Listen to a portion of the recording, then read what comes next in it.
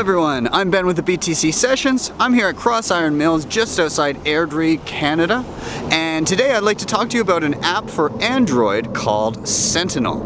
Now this comes to you from the same developers as the Samourai Wallet, which I've done a video on before. Links will be down below for that.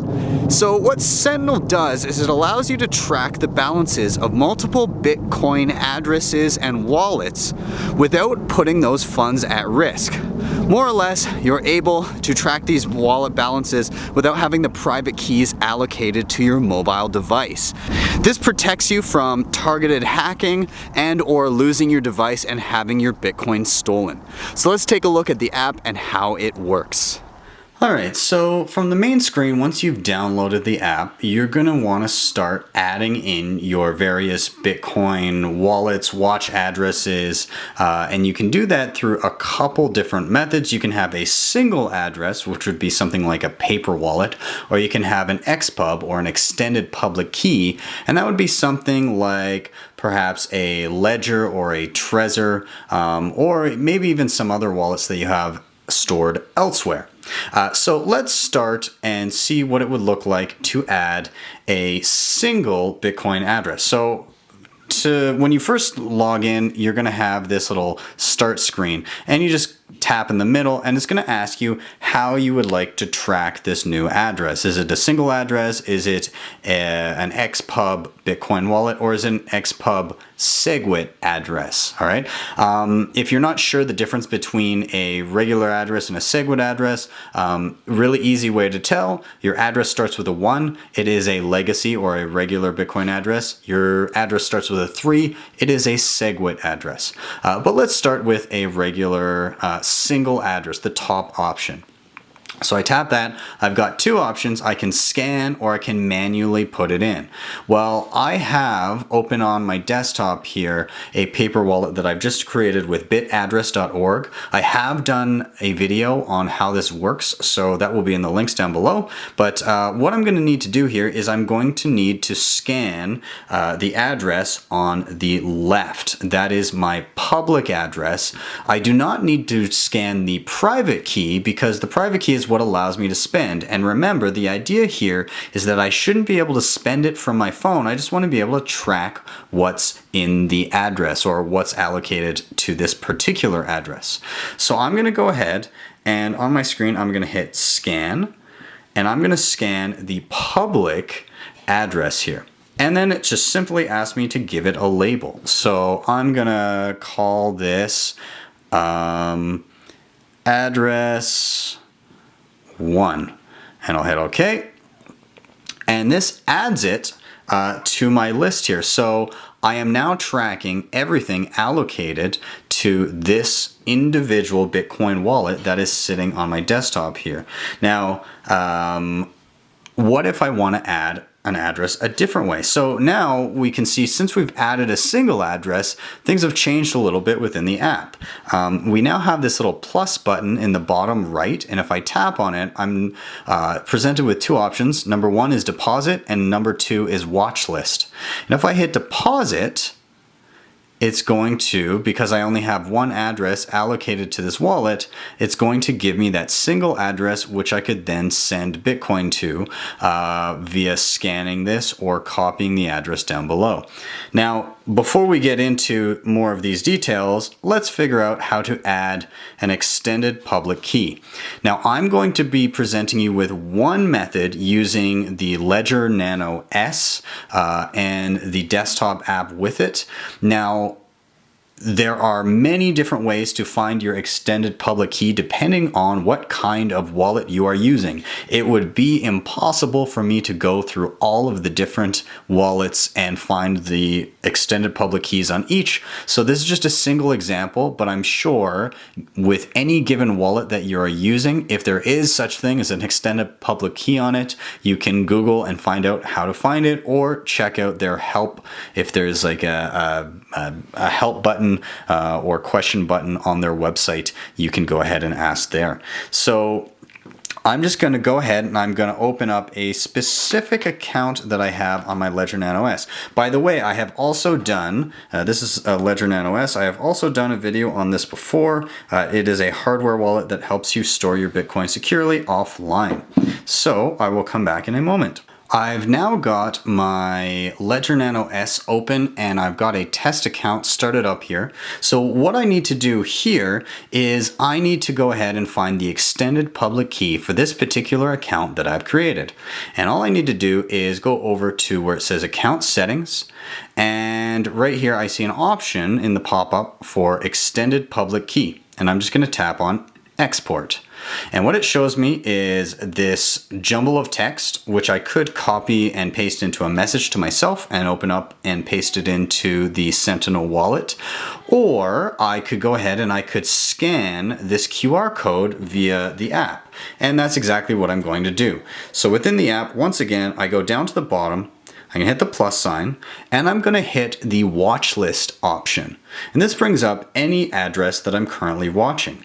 Now, if I want to add another, I now have an option down in the bottom right again, where there's a little plus sign, and I tap that, and this is where I get that list again of what kind of address I'd like to import. In this case, my address on the Ledger Nano S is a SegWit address, and it is an extended public key. So that is the third option here. SegWit Bitcoin wallet extended public key. So I'm going to tap on that, and then it's going to give me the option manual or scan. Manual would be if I had copied all that text and wanted to paste it in, but I'm going to scan. That opens up my camera. It scans, and now I'm asked to give it a label, which I'm going to call it LNS for Ledger Nano S SW, SegWit. I'll hit OK. I get a little spinning wheel, and momentarily it should say that it has successfully created the account. And there we go. So now you may be wondering, well, where is that?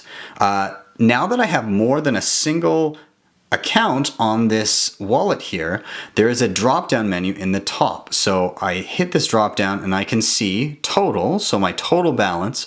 I can see LNS, the one that I just created, the Ledger account, and I can see address 1. That was my paper wallet that I've created. So I could go to individual wallets just by tapping them and see any history or total balance in that particular wallet. So what I want to do right now is I would like to actually send some money to one of these addresses, but not via my computer. I don't need to do that. In fact, I'm going to close down the program in the background, but actually via the app itself. You can actually send money to either of these accounts or any account that you load up here without having to have access to the account itself. I mean, and by that I mean spending privileges. So on here I can't spend anything, but I can accept payments. So again, when I hit the plus sign in the bottom right, I see two options, and one of them is deposit. And so when I hit deposit now, it'll give me an option as to which address I'd like to deposit to. So for now, let's deposit to my SegWit address on the Ledger Nano S. So I'm going to tap that, and it asks me if I want to specify an amount. I don't, but then it gives me my QR code and it gives me my address down below. Since I'm going to be sending from a wallet that's already on my phone, in fact, I'll send from the Samourai Wallet, which is created by the same people that make Sentinel. I'm going to copy this address just by tapping it. It asks me, do you actually want to copy this? Yes, I do. And now I'll navigate out and I will open up my Samourai Wallet. I'm going to skip ahead. Okay, and now I'm in my Samourai Wallet. Looks very much like Sentinel. And I'm going to go ahead and I'm going to send some funds over to that address that I've just copied from Sentinel. So I'm going to hit the send button here. If you want to see what Samourai looks like and how all this works, then you can go ahead and check out my video. I will link that below and in the cards. So I'm just going to paste in that address that I copied from Sentinel. Let's say maybe I'll send over $20. And I'm going to go ahead. I'm going to hit send. Would you like to send this? Yes, I would. And so that gets sent off. So now, if I navigate back to Sentinel, pretty soon I should be able to see an updated balance that shows the total that is sitting in this particular account. So we will just wait and we'll come back as soon as that transaction oh, I already see it. Never mind. We will stay right here. Okay, so we can see that there's the incoming transaction. If I tap on it, it will navigate to a block explorer. So block explorer is just something that allows you to take a look at the blockchain and all transactions, any transactions that pertain to you. And it looks like, is this confirmed? It's not confirmed yet, but it's still showing up in my wallet, so I can see that I have an incoming transaction. So let's just take a look what the navigation looks like now that there are funds allocated to one of these two addresses. So I can go to total through this drop-down menu up top, and that will show the total of all addresses allocated in Sentinel. If I drop down and I go to address 1, remember there's nothing in address 1 right now, so it gives me a 0 balance. If I go to my Ledger Nano S, I can see that there is a balance there. Now let's try one more thing. Let's send some money to the paper wallet that I created. Again, I'll do that from my Samourai Wallet. Alright, so now that I've sent off some money to my paper wallet, I can go ahead in Sentinel. I'm going to hit the drop down here. I'm going to navigate to address 1, that was my paper wallet. And I can now see there is also a balance in my paper wallet. So I have a balance in the paper wallet, I have a balance in the Ledger Nano S, and if I go to total, I can see everything that has occurred across all wallets, all in the same place. Now, let's take a look at some of the other features in Sentinel. If you go to the top right, there are 3 little dots, and that gives you a little menu. And there are 2 things, sweep private key and settings. Now, what we want to try and do is sweep private key. In fact, I would like to sweep the private key of my paper wallet, the one that's already here in Sentinel, and I'd like to put it in the Ledger Nano S that is also allocated here. So we're going to be taking from one wallet to the other, and we're doing that through the private key that I have up on my screen right now. Now, this means that technically, I'm not spending from my phone. Somebody would have to have a copy of my actual paper wallet in order to accomplish this. So I'm going to go ahead, I'm going to hit sweep private key and ask me, where do I want to send the swept funds to? And I want to send it to my Ledger Nano S.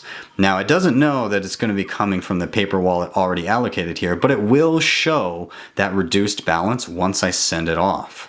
So now that I have a confirmation on the funds in the paper wallet, I can actually sweep the paper wallet. So in the top right, once again, I'll hit those 3 dots to open up the submenu, and I'm going to hit sweep private key. Once I hit that, where do I want it to go? I want it to go to my Ledger Nano S account. So I'm going to tap that. And I have 2 options. Number 1, I can enter the private key, so if I manually want to type in my private key, or if I want to scan it. And I do want to scan it because I have it up on the screen behind me. So I'm going to hit scan. And here I can see now that I've scanned it, would you like to sweep this amount of Bitcoin into the following address? Yes, I would. I'm going to hit yes. And it will be swept out of the wallet. And there we go. So I can actually now see already I've just received funds into the Ledger Nano S. So let's go back out. So total remains roughly the same. I can see that there's money going out of an account and into another account, roughly the same amounts minus the minor fee. But let's go into the individual ones. So the paper wallet now has a balance of 0, and I can see money going out of it. And my Ledger Nano S now has a balance of 0.0033. I can see a second transaction coming in and I have essentially transferred over Bitcoin from one account to another. Now, this could have been a different private key. It could have been a different paper wallet, anything. The point is that you can receive funds into any account that you store on your Sentinel. You just can't spend from them. You need to access the private keys outside of the wallet, and that means that you are securing your funds a little bit better than if you were just holding them on the device itself. And furthermore, just to clarify on that point, this is not meant for day-to-day spending. For day-to-day spending, if you want something from the same developers, then you'd be looking at something like Samourai Wallet. This is for long-term holdings or hodlings, all right? This is money that you plan on keeping for quite some time. You want it offline, but you also want to be able to see your balances and perhaps receive more into these long-term savings accounts. Okay, so one last little thing that I want to take a look at here is what if I want to delete one of these accounts off of Sentinel? So I can do that by hitting the plus sign in the bottom right, hitting watch list, and then when I select the address or the account that I want to get rid of, what I do is I swipe to the left a little bit, and I'm presented with three options. The furthest to the right, the little pencil, allows me to edit the name of the wallet. The middle one brings up the receive screen here. I should also mention that this little share button in the top right allows you to share your address via a variety of apps. It just basically brings up an app drawer for you to select one. And then finally, if I sweep to the side, the X will actually delete the wallet entirely off of Sentinel, so you won't be able to see it or any of the transactions from it anymore. And lastly, let's just take a look in the settings. So back on your main screen here, if I hit the top right, I can tap on settings, and this gives you a few options. You can set your units, so bits, millibits, Bitcoin, the street price. You have a few options: local Bitcoins, Bitfinex, so on and so forth.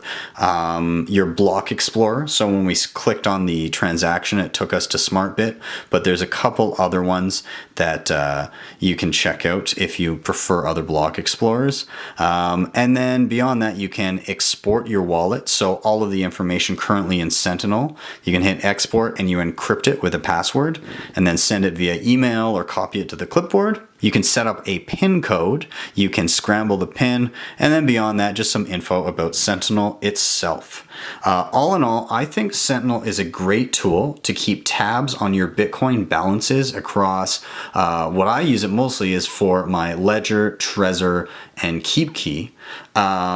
It'll just allows me to keep an eye on those accounts, make sure that they haven't been compromised, and I think it's a fantastic tool. I encourage you to check it out, and if you haven't already, also check out Samourai Wallet from the same devs.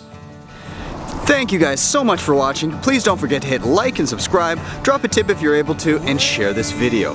Also, if you'd like to help the show in another way, hit up my affiliate link down below to grab yourself a hardware wallet to help secure your Bitcoin and cryptocurrency. I will see you guys next time on the BTC Sessions.